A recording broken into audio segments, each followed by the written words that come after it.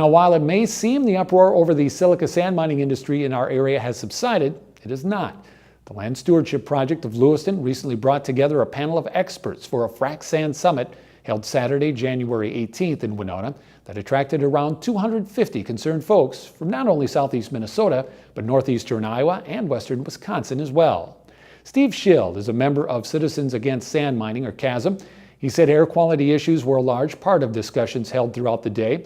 He said one thing that experts like Dr. Michael McCauley of the School of Public Health at West Virginia University and Crispin Pierce, director of the Environmental Public Health Program at the University of Wisconsin-Eau Claire, can agree on is that there are currently no standards set for long-term exposure to silica dust.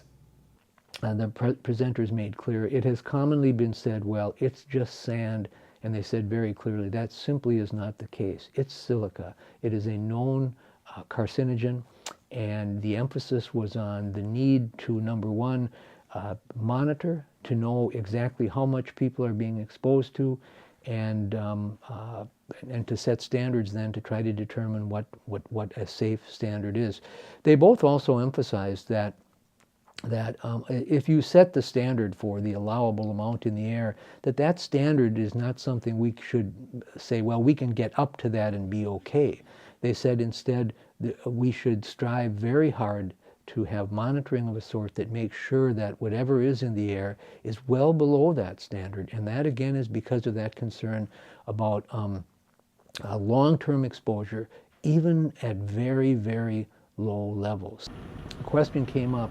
A person in the audience asked asked the two scientists during a Q&A, is it safe to run a silica sand operation in an urban area? And the answer from, I think it was Dr. McCauley, he said, I can't tell you for sure. And he said, that's exactly the problem. We simply don't have the standards to know, nor do we have we done the monitoring that we need to know. He added to that, he said, if somebody tells you that it's all going to be okay and we know you're going to be safe, he said, that simply is not the case either. The air quality debate has drawn comparisons to those debates over the harmful effects of secondhand smoke and exposure to asbestos.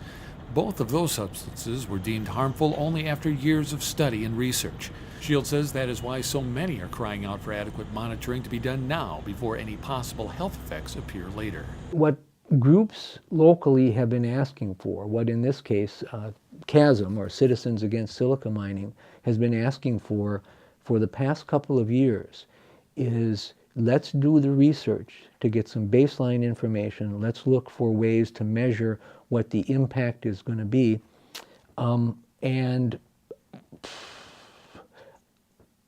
It seems to me that given what we do know about the devastating effects of some issues on public health in the past, asbestos, secondhand smoke, that if one is going to make a mistake, I would rather make a mistake on the side of caution. Remember, again, it is not just sand. It's a known carcinogen. There are no standards that set what is said to be the safe level for people who live next to the places where this is being mined, where it's being hauled by, where it's being processed.